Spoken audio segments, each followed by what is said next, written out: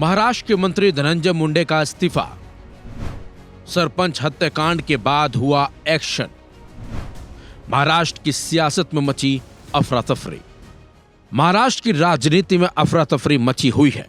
वजह है महाराष्ट्र के खाद्य एवं नागरिक आपूर्ति मंत्री धनंजय मुंडे का इस्तीफा।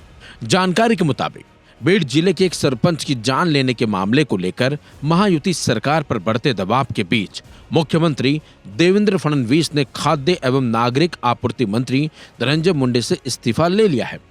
सोमवार को मुख्यमंत्री और डिप्टी सीएम एनसीपी प्रमुख अजित पवार के बीच हुई बैठक के बाद यह फैसला लिया गया।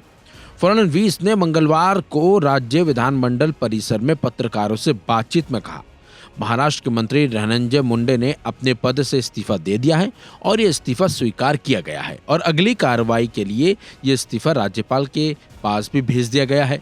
सीएम ने कहा कि मुंडे को मंत्री पद से मुक्त कर दिया है। सुनिए देवेंद्र फडणवीस का पूरा बयान।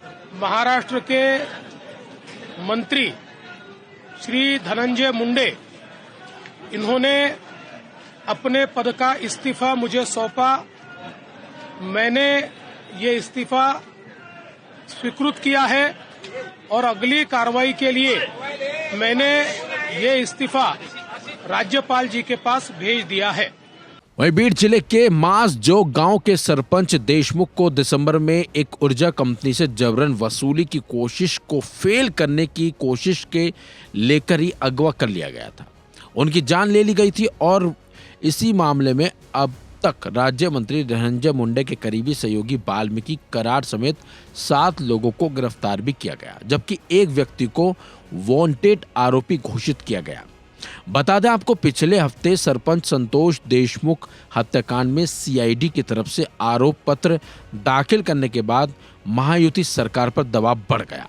आरोप पत्र में इस हत्याकांड में वाल्मीकि कराड की संलिप्तता की पुष्टि की गई। आरोपियों की तरफ से हत्याकांड की तस्वीरें और वीडियो सोशल मीडिया पर वायरल हो गए, जिसके बाद बीड जिले में हंगामा भी मचा था।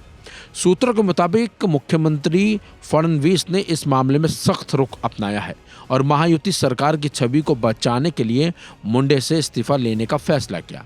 बताया तो ये भी जा रहा है कि फडणवीस ने अजित पवार के साथ कई दौर की बातचीत की और उन्हें समझाया कि जांच पूरी होने तक मुंडे का पद पर बने रहना सरकार के लिए मुश्किलें खड़ी कर सकता है।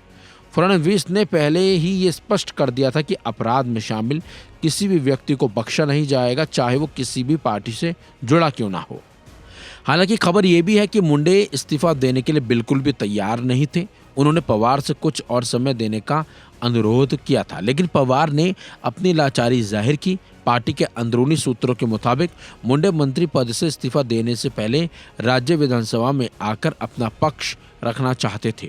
हालांकि अजित पवार और एनसीपी अध्यक्ष दोनों ही इसके पक्ष में नहीं थे।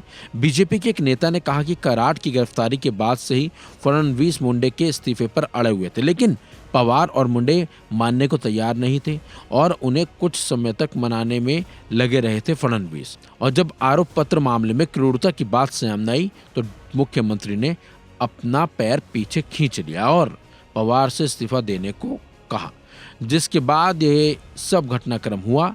लेकिन अब जिस तरीके से एक मंत्री का इस्तीफा हुआ है, उससे कहीं ना कहीं महाराष्ट्र की सियासत में खलबली जरूर मची होगी। फिलहाल अब देखना होगा कि आगे इस पूरे मामले में क्या कुछ नया होता है। इस खबर में बस इतना ही। अपडेट्स के लिए बने रहिए वन इंडिया हिंदी के साथ।